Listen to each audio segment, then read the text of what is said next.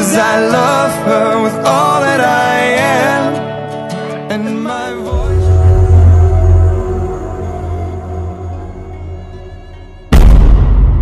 Noong mga panahong namamayagpag sa number 1 ng music chart sa napakaraming mga bansa ang kanta ni Christina Aguilera na Beautiful, ay iba naman ang paboritong patugtugin noon sa atin sa Pilipinas. Bigla kasing sumulpot noon ang kantang Passenger Seat at Out of My League. I love her with all that I am. Mga awiting nagmula sa American pop band na Stephen Speaks na mabilis na naging theme song ng napakaraming magsing-irog. Isang banda na hindi man nagawa magkapangalan sa lugar ng kanilang sinilangan at ibang bayan, nagawa namang matagpuan ang matinding kasikatan sa perlas ng silangan. Madalas gamitin ang mga naturang kanta sa mga kasalan at anumang okasyon o handaan. Pero isa pa sa naobserbahan ko mga idol noong mga panahon na yon ay naging paborito din ang mga naturang kanta ng mga nagsisimula pa lang noong tumugtog ng gitara. Kaya naman hindi na nakapagtataka na maging malapit ang puso ng banda sa Pilipinas at ganun din naman ang mga Pinoy sa kanila. Pero alam nyo ba mga idol, naharap nga rin sila sa isang matinding kontrobersya. Maraming mga Pinoy ang kinwestiyon sila at binash sila sa social media. Ano nga ba ang nangyari? Halika at ating kilalanin ang bandang Stephen Speaks. Paano nga ba sila nagsimula? Ano ang kwento sa likod ng mga paborito nating kanta nila? Ano nga ba ang nangyari sa kanila at nasaan na sila ngayon? Pag-usapan nating lahat yan, pero bago ang lahat ay inaanyayahan muna kita mag-subscribe at i-like ang video ito bilang suporta sa ating channel. Maraming salamat mga idol. Welcome to another video.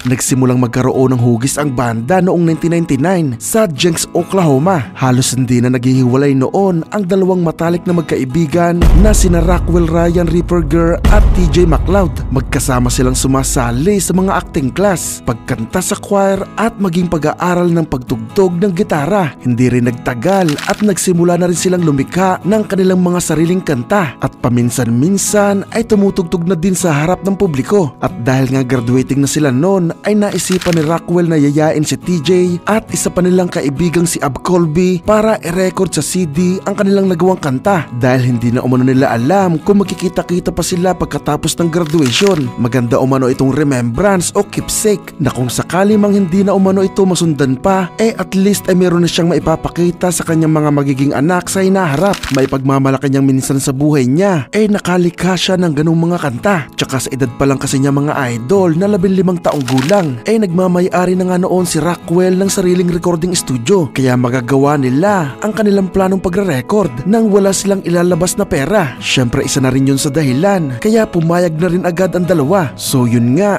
habang nasa kalagitnaan na sila para matapos ang CD ay hindi na rin maiwasang marinig ng kanilang mga kaibigan ang ibang mga kanta hanggang kumalat na din sa campus ng kanilang school na naging dahilan nga para dumagsa agad ang nagpakita ng interes sa pagbili ng naturang CD. Ang problema lang ay hindi kayang mag-mass produce ng CD ng recorder ni Rockwell. Tapos kung magpapagawa naman sa mga malalaking recording studios ay may minimum na 1,000 copies dapat ang ipapagawa para tanggapin sila ng mga ito. Kaso bilang mga estudyante pa lang sila noon, hindi talaga nila yung kayang ipinance. Kaya naman naisipan nilang magpa-order sa mga gustong bumili at hingan agad sila ng bayad. Nakabutihang palad naman ay nagawa nilang makapagpa-order ng 200 kopya na naging sapat na para magkaroon sila ng pondo para ituloy at simulan ang kanilang proyekto. Tinawag nila ang album na Doubting Thomas at nakakagulat na mabilis ding nabenta ang mga natira sa 1,000 kopya. Kung baga magandang pagkakataon na rin yun para magsimula at mas mag-focus na lang sa musika. Pero dahil nga kailangan nilang pumasok sa kolehiyo noong panahon na yon ay mabilis ding naglaho ang banda. Lumipas pa ang 1 taon bago naisipan muli ni TJ na yayain si Rockwell na samahan siya sa pagbuo ng isang solo project na dahil nga halos na-miss nila ang pagsusulat ng kanta na magkasama muli ngang nakita ang magandang chemistry sa pagitan ng dalawa. Nakalimutan tuloy nila na solo project lang ang kanilang ginagawa at hindi isang full album. Napadami tuloy ang kanilang ginawang kanta na naging dahilan naman mga idol para muling mapagkasunduan ng dalawa na muling bumuo ng banda na tinawag naman nilang Doubting Thomas Band. Pero dahil nagkataong copyrighted na ito, doon na nila naisipang gamitin ang pangalang Stephen Speaks Speaks na nakita ni TJ sa isang billboard habang papunta sa bahay ni Rockwell. Sa totoo lang mga idol, ang Stephen Speaks ay parang collaboration lang talaga sa pagitan ng magkaibigang si Rockwell at TJ. Iba't ibang musicians kasi ang nakakasama nila sa recordings o kahit sa mga gig. Kung may regular mang sumasama-sama sa kanila noong mga panahon na yon is sina Dean Samuelson na isang percussionist at nakababatang kapatid ni Rockwell. Andyan din ang bassist na si Blake Howard, ang drummer na si Blake Farmer, gitaristang si Ben Mosier at babaeng bokalistang si Amber Sturgis. Mga miyembrong kalaunan nga ay makakasama ni Rockwell at TJ para ganap na maging banda ang Stephen Speaks. Na-release nila ang kanilang debut album na No More Doubt noong taon ng 2001 na noong una ay naririnig lang nila ang kanilang mga kanta sa mga school campus dahil maraming estudyante ang nakakakuha ng kopya sa babago pa lang noong internet sharing platform na Napster,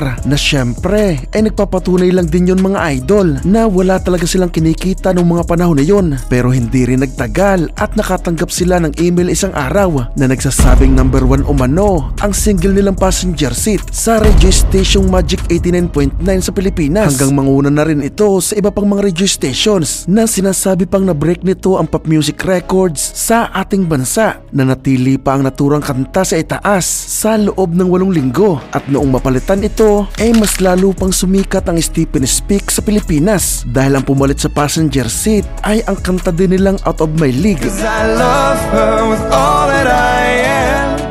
Kaya sa tulong ng Warner Music Philippines at Replay Records ay na-release ng Stephen Speaks ang kanilang album na No More Doubt sa Pilipinas noong February 4, 2003, na sa loob nga lang ng 10 araw mga idol ay nagawa nito agad na maging platinum album. Nakakuha rin ito ng suporta mula sa mga karatig bansa sa Asia, pero sinasabing nasa 60% pa rin ng benta ng banda ay nagmula sa Pilipinas. Kaya naman mula noon ay naging paborito na ng Stephen Speaks ang magpabalik-balik sa Pilipinas para magsagawa ng kanilang mga mall tours at pagre-release na rin ng iba nilang mga kanta. Hindi nga lang nagtagal mga idol ay umalis na din si TJ sa banda noong 2004 dahil ninais nito magpatuloy bilang isang solo artist, at dahil nga mag-isa na lang si Rockwell ay yun na din ang naging dahilan kaya maraming Pinoy ang nag-akalang ang Stephen Speaks ay siyang tunay niyang pangalan. Mas marami ang nakakaalam na isa siyang solo artist at hindi ito isang banda. Kung may madalas man siyang makasama sa mga tours noong mga panahon na yun ay ang kanyang kapatid na si Dean Samuelson. Noong January 7, 2008 ay na-release nila ang follow-up album na Symptoms of Love, kabilang ang mga kantang Disappear,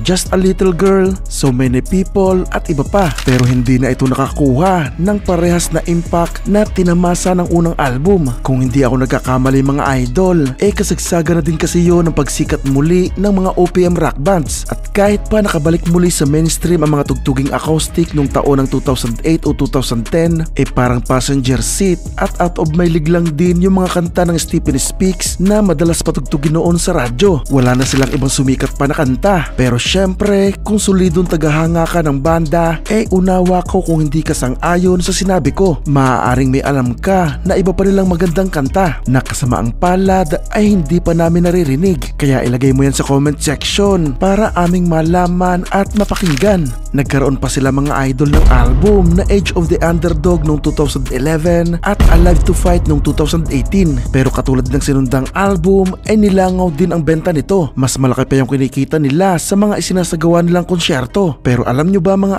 idol, dahil nga sa naganap na digmaan sa Marawi noong 2017 naisipan ni Rockwell na magbalik ng tulong sa bansang itinuturing niya na pangalawang tahanan. Agad siya nagsagawa ng Alive to Fight tour mula January 19 hanggang February 17, 2018. Sa huling araw nito ay tumugtog siya ng libre sa harap ng daan-daang mga sundalo. Nakabilang sa mga ito ang 28 mga nagpapagaling pa rin ng mga sugatan na inaalalaya ng kanilang mga pamilya. Dinonate ng banda ang ilang porsyento ng kanilang kinita sa tour, lalo na sa Manila, Iloilo, Boracay at Davao. Kaya naman mas napalapit sila noon sa puso ng maraming Pinoy na nakaalam ng kabutihan na kanilang ginawa. Ganun pa man, sa muling pagbalik ni Rockwell sa Pilipinas noong taon ng 2023 muling umingay ang kanilang pangalan. Hindi dahil sa musika o kawang gawa, kundi tungkol sa post ni Rockwell na may kinalaman sa insidente sa problemang trapiko na kinasangkutan nila sa Maynila. Our Grab driver just got pulled in Manila over for running a red light, and my tour crew bribed him with a selfie with me to let us go. He said he sings passenger seat at the karaoke bar, the band said. I was like, I can't believe that actually worked. Inulan ito agad ng sari-saring reaksyon mula sa netizens, pero mas marami siyempre ang naalarma at nagalit sa malinaw na maling ginawa ng banda. I wish the people from the government could see this and give you a gift that you will regret. Kaya naman mabilis na inedit ni Rockwell ang kanyang post at sinabing, The kid driving us showed the officer on his dash cam that he was clear of the light. Someone stopped in front of him, and that's why he didn't make it all the way through. We aren't criminals here. It's like in the replay in a sports game when the referee realizes he saw it wrong. I just thought it was funny the officer wanted a selfie with me. I apologize for using the word bribe. That's not actually how it went down. Thanks for reaching out, but we're moving on from this. We did not mean anything by this. It was just a poor choice of words on our part. It was done in jest that resulted in this. We apologize to all who have been bothered by this seeming disregard for authority. Rest assured, we respect all the authorities in the Philippines. We will learn from this. Once more, my sincerest apologies. Pero marami pa rin siyempre ang hindi tinanggap ang paliwanag at patuloy na ibinash ang banda. Nakarating din ang naturang problema sa mga kinauukulan dahil ayon sa tweet ng MMDA dati ay may kipag-ugnayan umano sila sa LTO chief na si J.R. Tugade para imbestigahan ang nangyari. Dahil kung totoo umano ang nangyari ay dapat umanong managot ang traffic enforcer. Ayon sa kanila ay hindi umano free pass ang kasikatan, kapangyarihan at koneksyon para makaiwas sa violation sa kalsada. Hindi umano tamang hindi binigyan ng ticket ng traffic enforcer ang lumabag sa batas trapiko nang dahil lang sa kilalang personalidad ito. Sa kasalukuyan mga idol, habang ginagawa ko itong script ay kababalik lang ni Rockwell sa Oklahoma mula sa katatapos niya lang na tour sa Pilipinas nitong taon ng 2025. Nagsimula ito mag-perform noong March 28 sa Bingo Plus Night 2025 na kasama ang mga katulad ni Vice Ganda, Angeline Quinto, Piolo Pascual, Empoy at iba pang sikat na mga personalidad. Kasama din nila dito ang parokya ni Edgar. Sinundan ito ni Rockwell na mga mall tours na natapos nga nito lang April 6, 2025 sa Davao.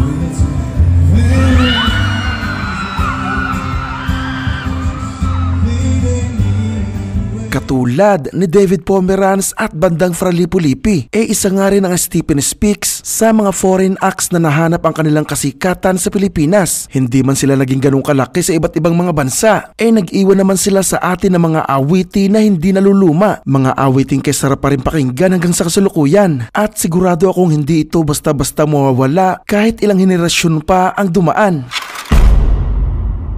Nagustuhan mo ba ang video natin ngayon? Kung oo, ay huwag mong kakalimutang mag-subscribe at i-click ang notification bell para lagi kang updated sa mga bagong kwento na tatalakay sa mga paborito mong banda. Pakilike na rin itong video bilang suporta sa ating channel. Maraming salamat sa inyong panonood.